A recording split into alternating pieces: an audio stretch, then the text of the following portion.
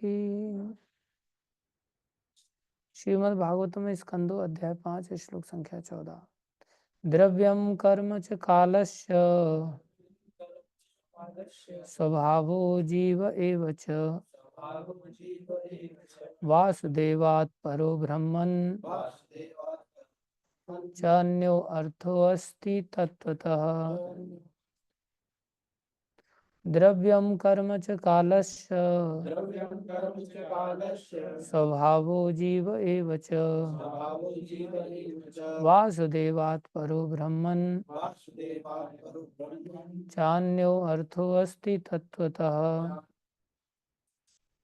द्रव्यम कर्म च कालस्य स्वभावो जीव एव च वासुदेवात् परो ब्रह्मन् चान्यो अर्थोऽस्ति तत्त्वतः। शब्दार्थ द्रव्यम अवयव पृथ्वी जल अग्नि वायु तथा आकाश।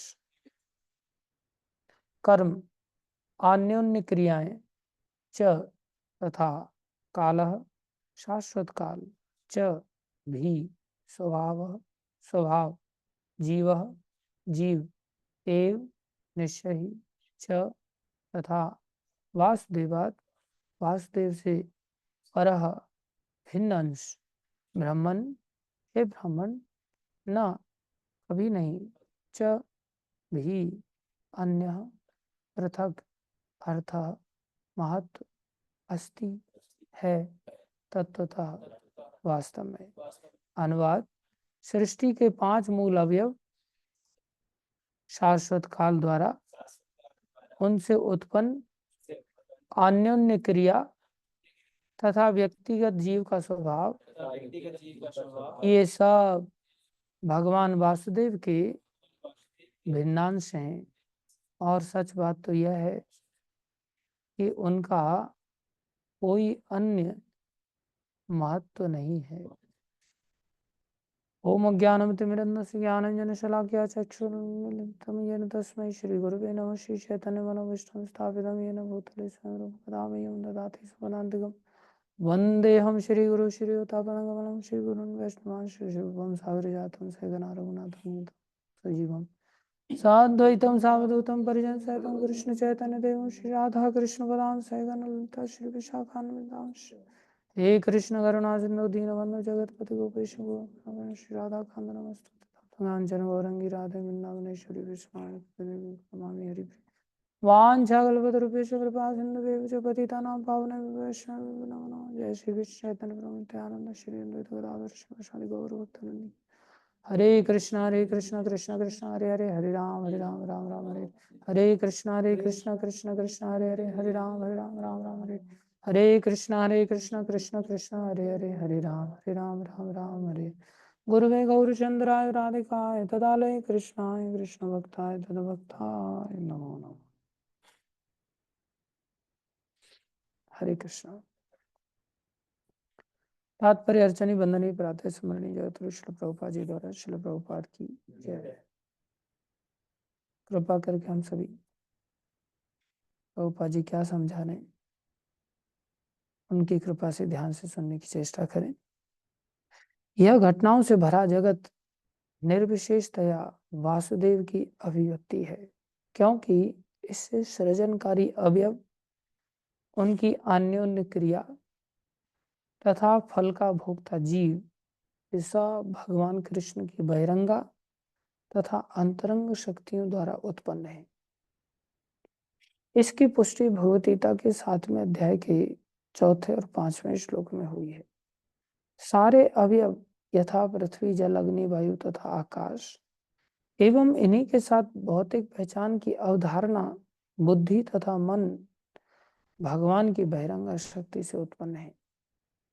शाश्वत काल द्वारा निर्धारित इन स्थूल तथा सूक्ष्म अवयवों का भोग करने वाला जीव अंतरंग शक्ति की उपज है, जिसे इस जगत में या वैकुंठ लोक में रहने की छूट है। भौतिक जगत में जीव ठगिनी अविद्या से चला जाता है, किंतु वैकुंठ लोक में वह किसी भ्रम के बिना आध्यात्मिक अस्तित्व की अपनी सामान्य अवस्था में रहता है। सामान्य अवस्था मतलब नॉर्मल सिचुएशन। असामान्य स्थिति मतलब एबनॉर्मल। ये संसार में हमारी स्थिति कैसी है? एबनॉर्मल। सामान्य का मतलब है जनरल लोग पड़े रहते होंगे शायद, ऐसा नहीं। नॉर्मल सिचुएशन जैसे घर में आदमी नॉर्मल रहता है, ऐसे हमारा असली घर वही है। जीव को भगवान की तटस्थ शक्ति कहा जाता है, लेकिन सभी परिस्थितियों में न तो भौतिक अवयव और न आध्यात्मिक भिन्नांश ही भगवान वासुदेव से स्वतंत्र हैं, क्योंकि सारी वस्तुएं चाहे वो भगवान की बहिरंग अंतरंग या तटस्थ शक्तियों के प्रतिफल हों, उसी तरह भगवान के तेज के प्रदर्शन है। जिस प्रकार प्रकाश, ऊष्मा तथा धुआं एक ही अग्नि के प्रदर्शन है। कितना सुंदर उदाहरण प्रभुपाद जी ने दिया। इनमें से कोई भी अग्नि से भिन्न नहीं है, सभी मिलकर अग्नि कहलाते हैं। इसी प्रकार सारी व्यवहारिक अभिव्यक्तियां तथा वासुदेव के शरीर का तेज उनके निर्विशेष गुण है, जबकि भगवान उपयुक्त भौतिक अवयवों की धारणा से सर्वथा पृथक सच्चिदानंद विग्रह नाम से नामक अपने दिव्य रूप में रहते हैं।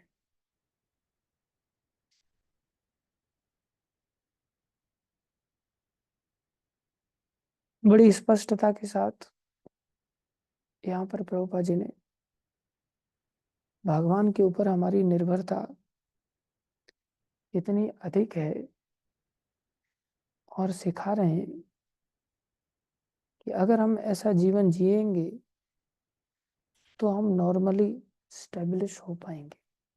कहाँ पर? भौतिक संसार में, आध्यात्मिक संसार, वैकुंठ में। हालांकि भक्तों के लिए संसार भी वैकुंठ बन जाता है, लेकिन जो भक्त नहीं है उनके लिए फिर ये संसार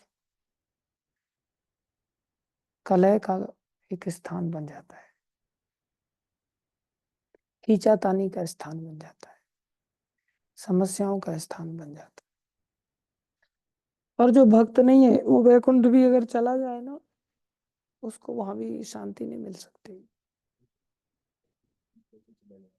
हाँ, भक्त नहीं है तो वैकुंठ कैसे चला जाएगा? बढ़िया प्रश्न है तुम्हारा। कभी कभी चले जाते हैं दुर्वासा ऋषि जैसे लोग, योग बल से वो वैकुंठ तक चले गए थे। भक्त नहीं थे, भक्त अपराधी थे। देखो, प्रकट लीला में दुर्वासा ऋषि भगवान के गुरु हैं, और भगवान ने बहुत कुछ सहन किया। ऐसी ऐसी उन्होंने एक प्रकार से परीक्षाएं ली भगवान की गुरु होने के कारण। प्रकट लीला में वो गोपियों के भी गुरु हैं,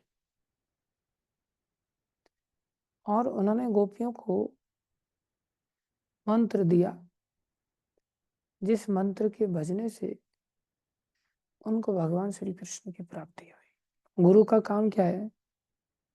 भगवान से मिलाना। तो उन्होंने ऐसा दिशा निर्देश किया कि गोपियां भगवान से मिल गई।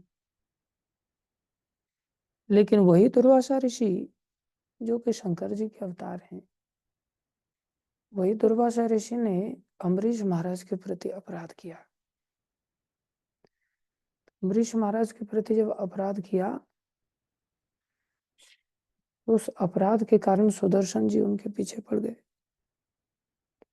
सुदर्शन चक्र ने कृत्या, जो उन्होंने अग्नि रूपा राक्षसी प्रकट की थी एक प्रकार से, उसको सुदर्शन चक्र की अग्नि ने खा लिया। जनरली अगर आग जल रही हो और उसमें आप घी डालें, अग्नि से तो अग्नि बढ़ जाती है ना। दो अग्नियां एक साथ मिल जाएं, घी भी ज्वलनशील है, लकड़ी भी ज्वलनशील है, तो अग्नि बढ़ेगी ना। ऐसे ही जब उन्होंने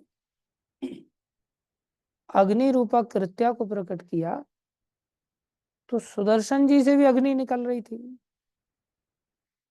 2 अग्नियां मिल जाएंगी तो फिर अग्नि बढ़नी चाहिए, लेकिन हुआ क्या, सुदर्शन जी की अग्नि के कारण जो कृत्यारूपी अग्नि थी वो राख हो गई। कैसी अद्भुत घटना है ना।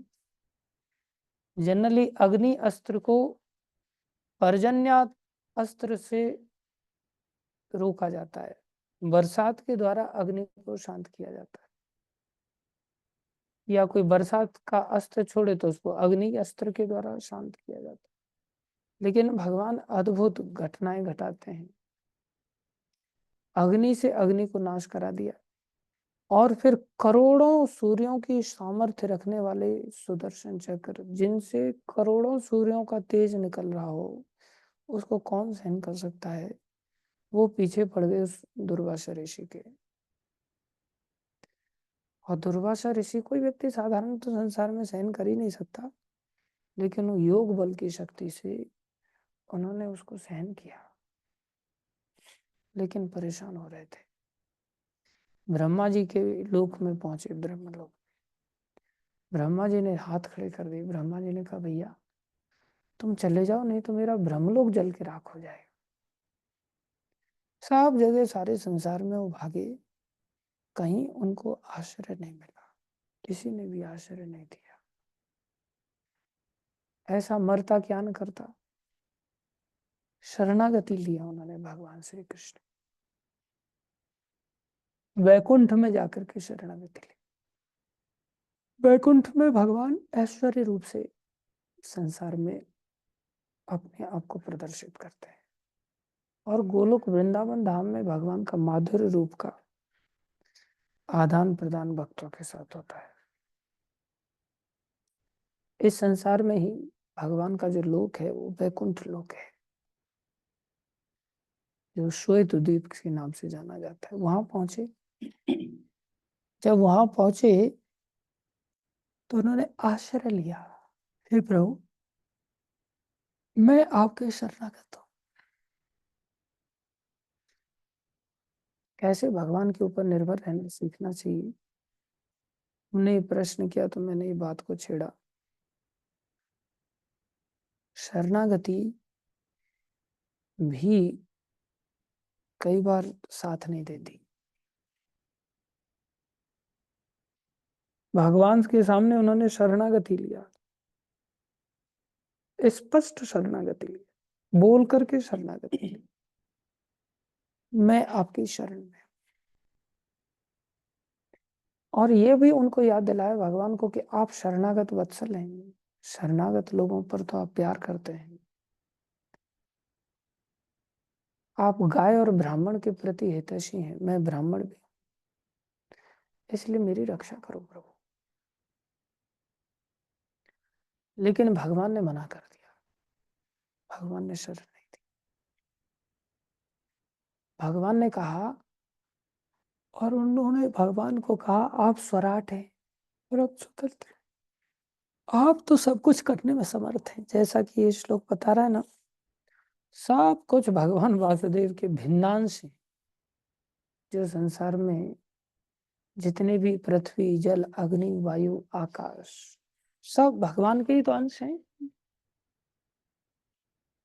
भूमि रापो अनलो वायु खम मनो बुद्धिर एवच अहंकारम इतियम में भिन्ना प्रकृति अष्टधा। ये 8 प्रकार की प्रकृति भगवान की ही प्रकृति, भिन्न प्रकृति होते हुए भी ये भगवान से स्वतंत्र नहीं, ये भगवान की ही प्रकृति है। अभी जैसे नामदेव जी अपनी कुटिया में रह रहे थे और उनकी कुटिया में आग लग गई, सारे गांव वाले भागे आग बुझाने के लिए। कहाँ भागे? आग बुझाने के लिए। तो वहां जाके क्या देखा, वो उस आग में नामदेव जी खुद ही अपने रजाई गद्दा बिस्तर बिस्तर सब चीजें सामान आग में खुद ही डाल रहे हैं अपने हाथ से। कैसा विचित्र विश्वास है देखो। तब गांव वालों ने देखा तो बोले, अरे इसकी आग बुझाने से कोई फायदा नहीं है, ये तो खुद ही आग जलाया है लगता है अपने कुटिया में। इसी ने आग लगाई, अन्यथा अपना सामान उसमें क्यों डालता। तो गांव वाले बाल्टियां ले लेके वापस चले गए, जलने दो इसका, इसको कौन बुझा सकता। वापस चले गए तो भगवान मुस्कुराने लगे, भगवान के विग्रह भी थे उनके पास, उन्होंने भगवान को उठा लिया वहां से। भगवान मुस्कुरा रहे हैं, भगवान को सेफ जगह पे रख दिया, और फिर सब सामान ला ला के आग में डाल दिया। कोई व्यक्ति कितना पागल कहेगा ना ऐसे व्यक्ति को। लेकिन ये भागवत के सिद्धांत बड़े अलग सिद्धांत है, ये हमारे दिमाग में बैठ जाएं तो बड़े सरल भी हैं, नहीं बैठे हैं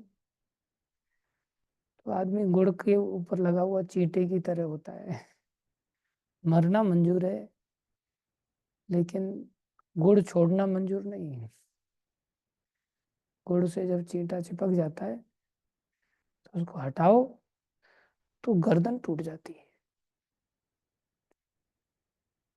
देखा होगा कभी पुराने गुड़ रखे रहते हैं और उसमें गुड़ के अंदर कई सारे चींटे इकट्ठे हो जाते हैं।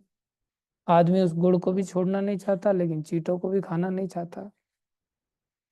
बहुत बड़ा धर्म संकट हो जाता है। एक बार हमारे आश्रम में किसी भक्त ने 2-4 कुंटल गुड़ दे दिया और गुड़ पिघल गया, उसको ड्रम में रख दिया। फिर काफी जगह शिफ्ट करना पड़ा उस गुड़ को। बाद में उसको ड्रम में रख दिया, तो ड्रम में रख दिया तो बहुत मात्रा थी उस गुड़ की, अच्छा गुड़ था, ऑर्गेनिक गुड़ था। उसमें चींटे लग गए। चींटे लग गए तो क्या करें उस गुड़ का। फिर भक्त लोग क्या करते थे, चींटों को निकालते तो चींटे निकलते तो थे नहीं, कई सारे तो पूरे शरीर के साथ ही सुहा हो गए। कई सारे चींटों की मुंडियां पड़ी हुई थी उसमें, खोपड़ी पड़ी हुई थी। लेकिन सर्दी में गुड़ बड़ा अच्छा लगता है, काढ़ा बना करके पियो गुड़ का तो बहुत अच्छा लगता है। सर्दियां तो ब्रज में कड़ाके की पड़ती पड़ती। गुरुकुल के बच्चे भी थे, बड़े भी थे, हमारी पुष्पा माता भी थे ना आप भी उस समय। प्रीति जी भी। काढ़ा पिया ना आप लोगों ने खूब ना? हमने नहीं पिया। देखा, अरे हमने नहीं पिया। उसको निकाल निकाल करके वो ऊपर ऊपर से थोड़ा सा चींटियां हटा देते थे, और फिर उसको डालते थे पानी में। पानी में डालते थे तो नीचे भी अंदर घुसे हुए रहते थे चींटे, तो फिर वो निकल निकल के आते थे। तो उसको छान करके, इसमें थोड़ी हड्डी होती है बोले, लोग पान कर लेते। कुछ लोगों को तो अनुभव भी आया, बोले चींटे की जो मुंडी होती है ना, खाओ तो थोड़ी खट्टी खट्टी सी लगती है। हे भगवान, होता है ना बचपन में कई बार लोगों को तरह तरह के अनुभव हो जाते हैं। बचपन में बच्चे लोगों की लेफ्ट राइट नाक नाक बहती है ना, और कुछ बच्चों को अकल नहीं होती, कुछ ऐसे तमोगुनी संस्कार के होते ही हैं। आपने देखा हो गाय भैंस को वो अपनी नाक में जीभ डालती है बार बार बार बार, देखा होगा। जो भैंस के जन्म से इस जन्म में आते हैं ना, वो भी इंसान तो बन जाते हैं, लेकिन नाक में जीभ डालने से नहीं चूकते हो। और बचपन में उनकी लेफ्ट राइट करती है, फिर उसको ना अनुभव होता है, यूनिक अनुभव होता है। लोगों ने मेरे को ऐसा बताया कुछ नमकीन नमकीन सा लगता है ऐसा। अब मेरे को अनुभव नहीं है ऐसा। इसका अर्थ ये भी नहीं कि मैं कहीं स्वर्ग से आया हूँ, आए तो नरक से ही हैं हम भी। तो संसार में चींटा आसक्त हो जाता है, मरना स्वीकार कर लेता है। देखो, लोग कितने आसक्त हो जाते हैं ना, आसक्ति छोड़ने के लिए तैयार नहीं होते। सब पता है कि हाँ भक्ति करनी है, भक्ति ही जीवन का लक्ष्य है, भगवान की शरणागति ही एकमात्र उपाय है। लेकिन फिर भी सब जानता है कि सब छूटने वाला फिर भी है ही। कुछ भी ऐसा नहीं है संसार में जो नहीं छूटने वाला हो, सब छूटने वाला है। फिर भी दिमाग में ये बात बैठती नहीं। बार बार आदमी हाथ खड़े कर देता है, बोले मैं ये नहीं छोड़ सकता, मैं अपना घर नहीं छोड़ सकता, मैं अपनी पत्नी नहीं छोड़ सकता, मैं अपने बच्चे नहीं छोड़ सकता। लगे तो मैं जब कर सकता हूँ, लेकिन पत्नी बच्चे आप परिवारी जनों को, इन सबको नहीं छोड़ सकता। आगार मकान दुकान नहीं छोड़ सकता। नींद नहीं छूटती मेरे से, पैसा नहीं छूटता मेरे से, और एक दिन बिल्कुल तड़फ तड़फ करके जाएगा। आलस से नहीं छूटता। भगवान ने कहा, दुर्वासा, तुम कहते हो कि मैं स्वतंत्र हूँ, स्वराट हूँ, सब चीजों का स्वामी हूँ, और मैं कुछ भी कर सकता हूँ, सब चीजें मेरे अधीन है। जैसे नामदेव जी का यहाँ वर्णन आ रहा था, वो अग्निदेव में जाकर के अग्नि में खुद अपना सामान डाल रहे हैं। ये कितना भक्ति का सिद्धांत उनको समझ में आ गया। संसारी व्यक्ति पागल कहता है। तो भगवान मुस्कुराने लगे, विग्रह भगवान बात कर रहे हैं। बोले नामदेव, ये तुम क्या कर रहे हो? बोले प्रभु, आपकी इच्छा में सहयोग कर रहा हूँ। मेरी इच्छा में कैसे सहयोग कर रहे हो? बोले बिना आपकी इच्छा के अग्निदेव की क्या मजाल थी जो मेरी कुटिया में आकर के प्रवेश कर जाते और कुटिया को जलाने लगते। आपकी इच्छा थी। और भगवान खुश हो गए। बोले मैं उल्टा जला रहा हूँ, इसको साथ दे रहा हूँ आपका। और फिर बाहर खुले में ही बैठ करके भगवान को सामने रख दिया और कीर्तन करने लग गए। ये कीर्तन भजन साधन ये कितना आवश्यक है। हम लोगों को तो आलस से आ जाता है। हमको लगता है अरे शरीर को कौन कष्ट दे, क्यों कीर्तन करे, क्यों नाचे हम। सबसे सरल विधि है नाचना। गाना और नाचना दो ही चीजें। अगर हम वास्तव में गा रहे हैं तो नाचने का उत्साह आ जाएगा। ये दोनों एक दूसरे के सहपाठी हैं। इसको ही संकीर्तन कहते हैं, जहां पर तीन चीजें हो, गाना हो, बजाना हो और नाचना हो, तब संकीर्तन बनता है। गाना, बजाना और नाचना। सिर्फ इतना सरल उपाय है। अरे छोटा सा बच्चा भी हमारे सामने नाचता है तो अच्छा लगता है, हमको अंदर से खुशी मिलती। ऐसे ही भगवान के सामने हम सब छोटे छोटे बच्चे हैं। हमको भगवान के सामने नाचने में क्यों शर्म करना? नाचना चाहिए। नाचने का दिखावा नहीं करना चाहिए। हम सभी नाचने के प्राय दिखावा करते हैं, लेकिन नृत्य नहीं कर पाते। प्रभुपाद जी ने बड़े सरल नृत्य दिया। अपनी जगह पर खड़े होकर के कूदते रहो। थोड़ा सा कष्ट होता है उसमें, लेकिन कोई कष्ट उठाना नहीं चाहता। मेरी भी बड़ी प्रबल इच्छा होती है वैसे नाचने की, प्रभुपाद कृपा से, गुरु कृपा से कूदने की इच्छा होती है। लेकिन कुछ लोग गाते ना, बड़ा बोरिंग गाते। गाते इतने उत्साह से नहीं, ऐसा लगे मरे मरे गा रहे एकदम से। फिर मेरा मन उखड़ जाता है। उत्साह से गाना चाहिए, उत्साह से नाचना चाहिए, और उत्साह से ही बचाना बजाना भी चाहिए। ये नहीं कि बोझ समझ करके बजा रहे हैं, बोझ समझ करके गा रहे हैं, और बोझ समझ करके नाच रहे हैं। मीरा बाई ने मात्र ऐसा ही किया था, गाना बजाना नाच, इसी से सब कुछ। उनके हाथ में करतल था, वो बजाती रहती थी, नाचती रहती थी और गाती रहती थी। तीन काम कितने सरल हैं, कुछ नहीं। और ये शरीर बढ़िया भगवान ने दिया है, और ये शरीर चला जाएगा। आदमी सोचे कि नहीं, मैं नहीं नाचूंगा, नहीं तो मेरा शरीर बचा रहेगा। अरे कुर्सी पर बिठा देती है माया शक्ति, इतनी ताकतवर। गलत कह रहा हूँ माता जी? है कि नहीं? बढ़िया बेल्ट फेल्ट लगा करके एकदम से फिर ऐसे बैठना पड़ता है। पकड़ ली कुर्सी, फिर कुर्सी छूटती नहीं है। जो जल्दीबाजी करना, जो जितना कष्ट उठाता है ना, फिर उसको इतना जल्दी कुर्सी नहीं पकड़ती। जो कष्ट नहीं उठाता है उसको बहुत जल्दी कुर्सी पकड़ लेती। थोड़ा कष्ट उठाना चाहिए। वो तो गाने लग गए वहीं बाहर, और बड़े उत्साह से गा रहे हैं। भगवान आ गए, और भगवान ने बड़ा सा बंडल ला करके, घास का फूस का लाके पटका। और नामदेव जी को सुध बुद्धि नहीं है, कौन आ रहा है कौन जा रहा है। वो एकदम डूब करके कीर्तन कर, ऐसे ही डूब करके अम्बरीश महाराज कीर्तन करते थे। आराधना उनकी भी कैसी अच्छी थी। देखो, उनके पास पत्नी है, उनके पास बच्चे हैं, उनके पास राज्य है, उनके पास सब कुछ है।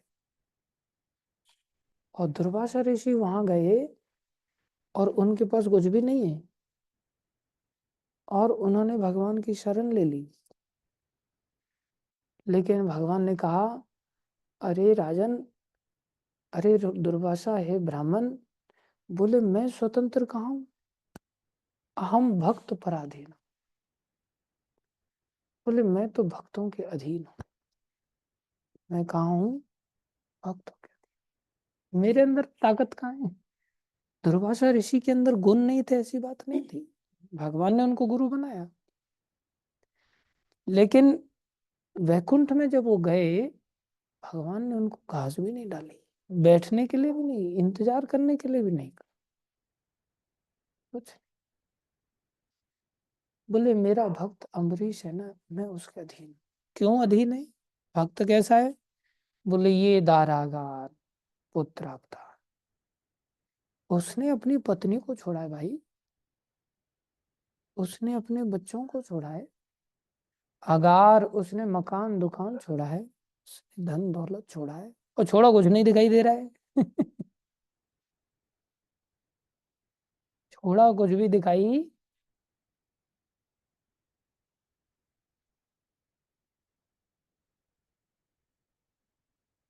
ये भगवान ने घोषणा किया है गीता में, पत्रम पुष्पम फलम तोयम यो में भक्ति प्रयक्षति। यो में भक्त्या, कोई अगर पत्ता भी दे तो भगवान हाथ फैला के लेंगे, फूल भी देता है तो भगवान हाथ फैला करके ग्रहण करते हैं, थोड़ा सा पानी भी देता है कोई व्यक्ति तो भगवान हाथ फैला करके लेते। लेकिन किससे कंडीशन लगा दिया? भक्त्या, भक्ति के साथ। भक्ति किसको कहते हैं? बोले भक्ति कहते हैं जहां प्रेम भगवान से ऐसा हो जाए कि फिर वो व्यक्ति पत्नी के पीछे आसक्त नहीं हो सकता, फिर वो व्यक्ति मकान के पीछे प्रेम नहीं करेगा, फिर उसका हृदय भगवान से बंध गया। इसको कहते हैं, प्रेम में व्यभिचार नहीं होना चाहिए। प्रेम यहाँ भी है और प्रेम यहाँ भी है, उसे कहते हैं व्यभिचारी भक्ति, उसे कहते हैं व्यभिचार। अपने पति से भी प्रेम है और दूसरे पुरुष से भी प्रेम है, तो उसे क्या कहते हैं? व्यभिचार। अभिचार कहते हैं अच्छी क्रिया को, और विगत अभिचार इति व्यभिचार। जिसके जीवन में सदाचार ना हो, अच्छी क्रियाएं ना हो, अच्छा जीवन शैली ना हो, उसे व्यभिचार कहते हैं। भगवान से भी प्रेम है और बढ़िया मकान दुकान से भी प्रेम है, भगवान से भी प्रेम है और पूजा लाभ प्रतिष्ठा से भी प्रेम है, भगवान से भी प्रेम है, गाड़ी घोड़ा से भी प्रेम है, भगवान से भी प्रेम है और संसार में पत्नी से भी प्रेम है, गर्लफ्रेंड से भी प्रेम है, बॉयफ्रेंड से भी प्रेम है, पैसे धेले से भी प्रेम है, मान सम्मान से प्रेम है, बोले ये व्यभिचारी भक्ति, भगवान को व्यभिचारी भक्ति नहीं बांध सकती। बार बार गीता में भगवान ने कहा है अव्यभिचारी भक्ति होनी चाहिए। ऐसी भक्ति अव्यभिचारी। लेकिन कौन व्यक्ति कर सकता है? जिसको ये अकल हो कि भाई कृष्ण से मुझे सब प्राप्त हो सकता है। जिसको ये अकल नहीं है कि भाई मेरे को इस स्त्री से भोग मिलेगा, इस पुरुष से भोग मिलेगा, इससे पैसा मिलेगा, ये सब चीजें तो मेरे को इन लोगों से मिलेगी, कृष्ण से थोड़ी मिलेगी। जब उसके दिमाग में ये बात बैठी नहीं कि भैया कृष्ण से भी सब कुछ मिल सकता है। और कृष्ण से अव्यभिचारी भक्ति तो वो है कि कृष्ण से भी कुछ और न मांग करके केवल कृष्ण से कृष्ण को ही मांगा है। अव्यभिचारी भक्ति वो है। ये कितना दुर्लभ है। कृष्ण से भी केवल कृष्ण को ही मांगा जाए। जैसे ध्रुव महाराज भजन किए और चले गए, भगवान प्रकट हो गए। लेकिन क्या मांगने गए थे? राज्य मांगने के लिए। 36,000 वर्ष के लिए राजा बनना। आवाज नहीं निकालते मुंह फाड़ते समय। उसे गीदड़ जैसा श्रोता कहते हैं। गीदड़ होता है ना, बिना किसी आ ऊ कर कैसे आवाज निकालता है गीदड़, जैसे गीदड़ वाला श्रोता कहते हैं। ऐसा श्रोता नहीं बनना चाहिए। दूसरे लोगों का ध्यान आकर्षित हो जाता है। आवाज मुंह पर हाथ रखते हैं कभी भी। जब भी मुंह से इस प्रकार से नींद आए, तामसी जीवन हम लोगों का है।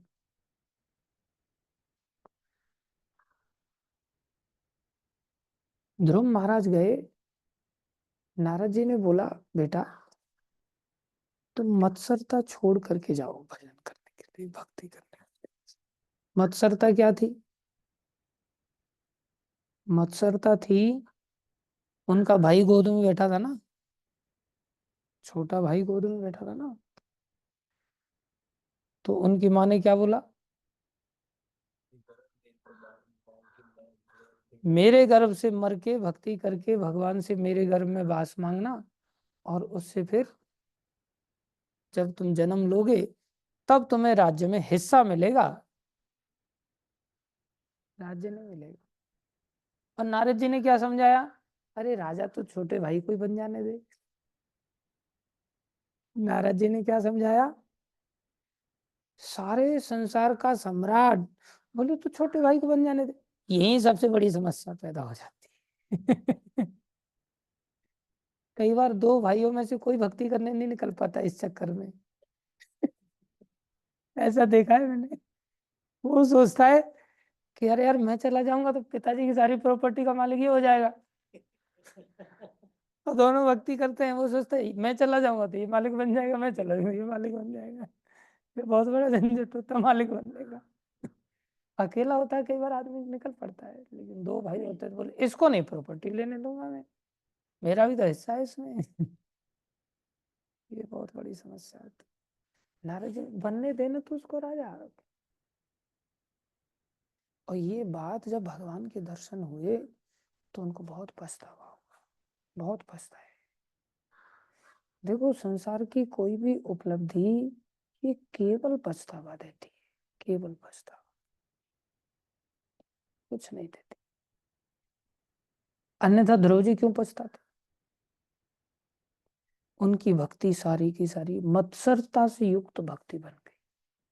और मत्सरता वाली जो भक्ति होती है, जहाँ थोड़ा सा ईर्ष्या होता है आपस में भक्तों में, उसे तामसी भक्ति कहते हैं। उस भक्ति के करने से भगवान की प्राप्ति हो सकती है, लेकिन पछताना पड़ेगा। भगवान को मिलने के बाद भी पछताना पड़ता है। इतना सहज नहीं। इस तामस से निकलना, इस ईर्ष्या से निकलना बहुत कठिन है।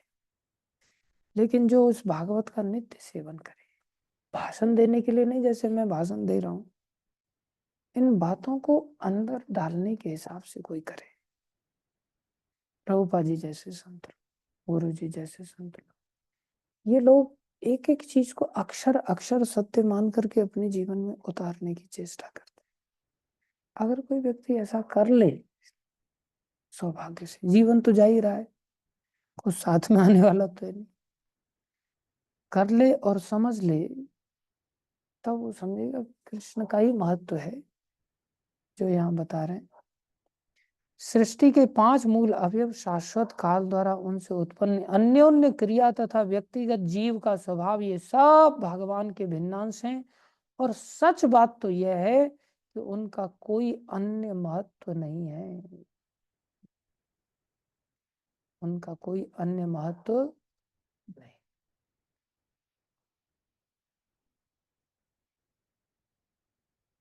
क्या मैसेज था अभी रामस्वरूप प्रभु का? करने पर भी महाराज जी को भगवान के दर्शन कैसे हुए? सकाम भक्ति से भी भगवान के दर्शन होते ही है ना। देवता लोग सकाम भक्त हैं, उपेंद्र भगवान बन करके आ जाते हैं, छोटे भाई बन करके आ जाते हैं। सकाम निष्काम भगवान सबके ऊपर कृपा करते हैं, दर्शन देते हैं, लेकिन भगवान प्राप्ति नहीं कराते। स्वयं की प्राप्ति तब कराते हैं जब उसकी सारी इच्छाएं खत्म हो जाएं। जब किसी इच्छा के साथ भगवान की आराधना की जाती है तो इस इच्छा को मिलाते हैं, दर्शन दे के चले जाते हैं भगवान, इस इच्छा की पूर्ति कर देते हैं। कई बार बिना दर्शन की इच्छा की पूर्ति कर देते हैं। उनकी लीला है, उनकी इच्छा है, इसमें कोई बड़ी बात नहीं। संसार में हमें समझना होगा किसी चीज का कोई महत्व नहीं, महत्व है केवल भक्ति का। कैसी भक्ति? अव्यभिचारी भक्ति, व्यभिचारी भक्ति नहीं। अव्यभिचारी केवल कृष्ण से प्रेम। संसार में फिर प्रेम नहीं करता क्या वो? बोले नहीं, सब प्रेम जब उसके हृदय में आ गया तो सबसे प्रेम, बड़ा निष्कपट प्रेम करता है। कृष्ण भक्ति का प्रेम था अम्बरीश महाराज का, अपनी पत्नी से, बच्चों से, सबसे। और हम दुर्वासा ऋषि की तरह वैरागी हो जाते, लेकिन हृदय में से तामस नहीं जाता। ऊपर से दिखाई दे रहा हूं मैं आप सबको कि मैं बहुत बड़ा वैरागी हूँ। ठीक है नहीं, लेकिन अंदर से वासना नहीं जाती। काम, क्रोध, लोभ, मोह, मद, मात्सर्य, ईर्ष्या, दंभ, कपट भरा पड़ा है, धर्म कुट से कूट कूट के भरा है से। इसलिए फिर शरणागति तो ले रखी है दिखावे वाली, शरण में तो आई गए भगवान की, लेकिन उसके बावजूद भी सुदर्शन चक्र जलाता रहता है, अंदर से काम जलाता रहता है, क्रोध जलाता रहता है, लोभ जलाता रहता है, निरंतर ही जलन महसूस होती रहती। अन्यथा कृष्णदास बिंदास मुंह उतरा रहता है, क्या कर सकते। धन्यवाद सभी का धैर्यपूर्वक श्रवण करने के लिए।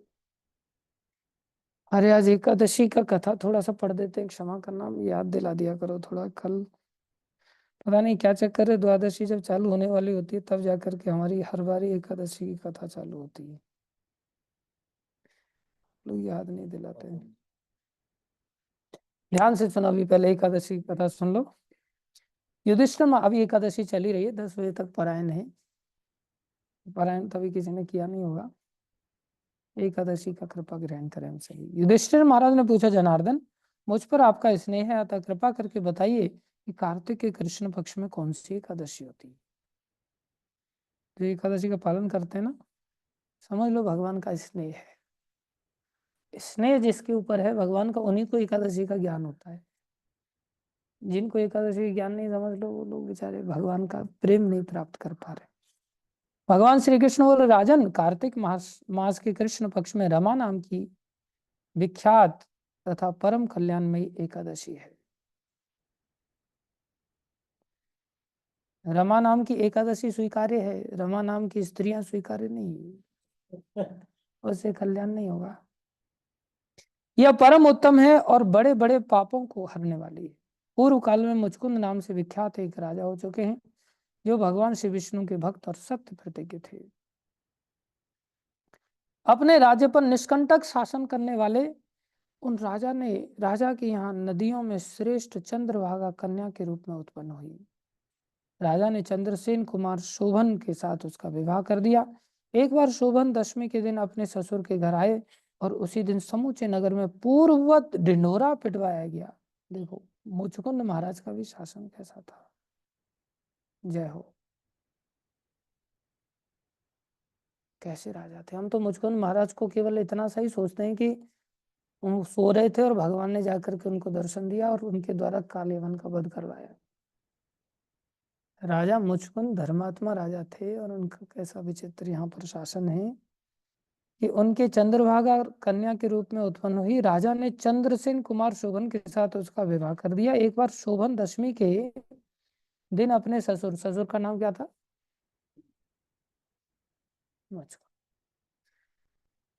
उसी दिन समूचे नगर में पूर्व ढिंढोरा पिटवाया गया कि एकादशी के दिन कोई भी भोजन ना करे। ड्योढ़ी पिटवाई गई, ढिंढोरा पिटवाया, ड्रम नगाड़े बजवाए गए। इसे सुनकर शोभन ने अपनी प्यारी पत्नी चंद्रभागा से कहा, प्रिय अब मुझे इस समय क्या करना चाहिए, इसकी शिक्षा दो। पत्नी जानती है बाप का क्या रूल है यहाँ। चंद्रभागा बोली, प्रभु मेरे पिता के घर एकादशी के दिन मनुष्य तो क्या कोई पालतू पशु आदि भी भोजन नहीं करते। बोलो मुचकुंद महाराज की जय। पशुओं को भोजन आने नहीं दिया। प्राणनाथ यदि आप भोजन करेंगे तो आपकी बड़ी निंदा होगी। इज्जत होती है ना ससुराल में थोड़ी। बोले बेइज्जती मत करवाना आप कम से कम। इस प्रकार मन में विचार करके अपने चित्त को दृढ़ कीजिए। शोभन ने कहा, प्रिय तुम्हारा कहना सत्य है, मैं भी उपवास करूंगा, दैव का जैसा विधान है वैसा ही होगा। फंस गए यहाँ तो क्या करें। भगवान श्री कृष्ण कहते इस प्रकार दृढ़ निश्चय करके शोभन ने, देखो कितनी छोटी घटना है, पति पत्नी के बीच की वार्ता है और इतिहास बन गई।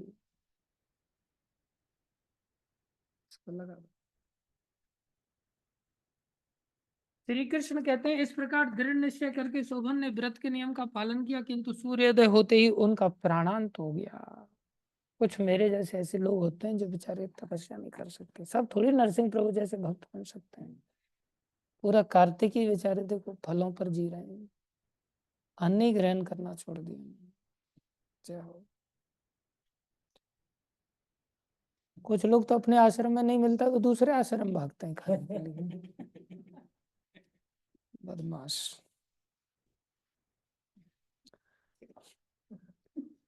और आश्चर्य देखो, मैं फोन पर फोन कर रहा हूँ और फोन ही नहीं उठ रहा है। और फिर मैंने किसी दूसरे भक्त से फोन लगवाया। मैंने कहा तू मेरे को कॉन्फ्रेंस पे लेकर के फोन लगा उसको, और उसका फोन उठा लिया। और उसको लगा कि वो बात करेगा लेकिन बात मैं कर रहा हूँ। तो मेरे को कहता है थोड़ा साइलेंस पे लगा रखा था मैंने। मतलब थोड़ा नहीं पूरा ही लगा लिया कर। मेरे मोबाइल मेरी रिंग जाती है तो साइलेंट हो जाता है तेरा, अब दूसरे की रिंग जाती है तो पता चल जाता है। राजा व्रत श्रेष्ठ उधर शोभन इस व्रत के प्रभाव से देखो मृत्यु हो गई बेचारे। हाँ, भगवान श्री कृष्ण प्राणांत हो गया। राजा मुचकुंद ने शोभन का राजोचित दाह संस्कार किया। चंद्रभागा भी पति का पारलौकिक कर्म करके पिता के ही घर पर रहने लगी। नृपश्रेष्ठ उधर शोभन इस व्रत के प्रभाव से मंदराचल की शिखर पर बसे हुए परम रमणीय देवपुर को प्राप्त हुए। वहां शोभन द्वितीय कुबेर की भांति शोभा पाने लगी। कैसा ऐश्वर्य मिला। एक बार राजा मुचकुंद के नगरवासी विख्यात ब्राह्मण सोम शर्मा तीर्थ यात्रा के प्रसंग से घूमते हुए मंदराचल पर्वत पर गए, जहां उन्हें शोभन दिखाई दिए।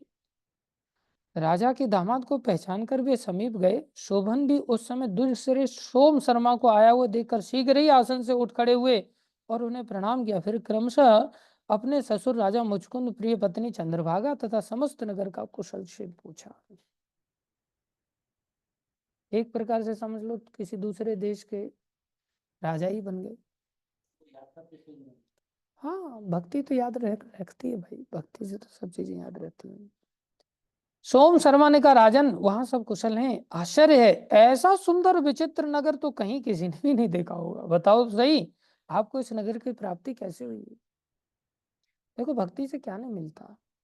शोभन बोले, द्विजेंद्र कार्तिक के कृष्ण पक्ष में जो रमा नाम की एकादशी होती है, उसी का व्रत करने से मुझे ऐसे नगर की प्राप्ति हुई। ब्राह्मण, मैंने श्रद्धाहीन होकर इस उत्तम व्रत का अनुष्ठान किया था। बोलो रमा एकादशी की।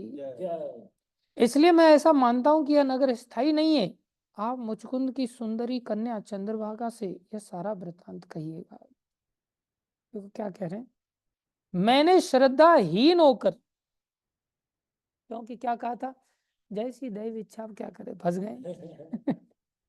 श्रद्धावान व्यक्ति तो उत्साहित हो जाएगा, अब क्या करें, दैव इच्छा।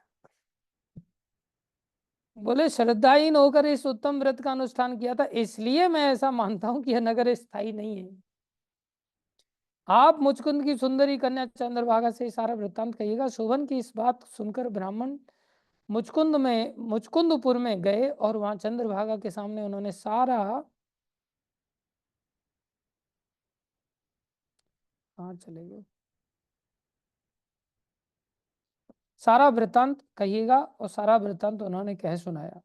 सोम शर्मा बोले, शोभे, मैंने तुम्हारे पति को प्रत्यक्ष देखा। इंद्रपुरी के समान उनके दुर्धर्ष नगर का भी अवलोकन किया, किंतु वह नगर अस्थिर है। तुम इसको स्थिर बनाओ, तुम उसको स्थिर बनाओ। उस नगर के स्वामी बन गए वो, लेकिन नगर स्थिर है, अस्थिर है। चंद्रभागा ने कहा, भरम ऋषि, मेरे मन में पति के दर्शन की लालसा हुई है, आप मुझे वहां ले चलिए। मैं अपने व्रत के पुण्य से उस नगर को स्थिर बनाऊंगी। श्रद्धावान थी माताएं भी, कई बार देखो आगे निकल गई। हमारी वैदिक संस्कृति कितनी श्रेष्ठ है। लोग कहते हैं हमारी संस्कृति में माताओं को नीचा दिखाया जाता है, हमारे शास्त्रों में नीचा कहाँ दिखा रहे हैं, कितना ऊंचा स्थान है। भगवान श्री कृष्ण कहते, राजन, चंद्रभागा की बात सुनकर, अभी जैसे पुष्पा माता की बात सुनकर उप्रेती जी भी यहाँ बैठे हुए हैं, है कि नहीं? अन्यथा आप तो बागेश्वर भागते थे बार बार बार। पुष्पा माता की जय। भगवान श्री कृष्ण कहते, राजन, चंद्रभागा की बात सुनकर सोम शर्मा उसे साथ ले मंदराचल पर्वत के निकट वामदेव मुनि के आश्रम पर गए। वहां ऋषि की मंत्र शक्ति तथा एकादशी सेवन के प्रभाव से चंद्रमा का शरीर दिव्य हो गया तथा उसने दिव्य गति प्राप्त कर ली। इसके बाद वह पति के समीप गई। अपनी प्रिय पत्नी को आया हुआ देखकर शोभन की बड़े मन में प्रसन्नता हुई। उन्होंने उसे बुलाकर अपने वाम भाग में सिंहासन पर बिठाया। तदनंतर चंद्रभागा ने अपने प्रीतम से यह प्रिय वचन का, नाथ, मैं हित की बात कहती हूँ, सुनिए। जब मैं 8 वर्ष से अधिक उम्र की हो गई, तब से लेकर आज तक मेरे द्वारा किए हुए एकादशी व्रत से जो पुण्य संचित हुआ है, उसके प्रभाव से यह नगर कल्प के अंत तक स्थिर रहेगा तथा सब प्रकार से मनोवांछित वैभव से समृद्धिशाली रहेगा। रब श्रेष्ठ, इस प्रकार रमा व्रत के प्रभाव से चंद्रभागा दिव्य भोग, दिव्य रूप और दिव्य आभरणों से विभूषित हो अपने पति के साथ मंदराचल के शिखर पर विहार करती है। राजन, मैंने तुम्हारे समक्ष रमा नाम की एकादशी का वर्णन किया है। यह चिंतामणि तथा कामधेनु के समान सब मनोरथों को पूर्ण करने वाली। बोलो एकादशी माता की जय, श्रील प्रभुपाद की जय, श्री गुरु महाराज की जय, अनंत कोटि वैष्णव वृंद की जय, आप सब भक्तों की जय। क्षमा करना, थोड़ा सा लेट हो गए आज, कल से प्रयास करेंगे थोड़ा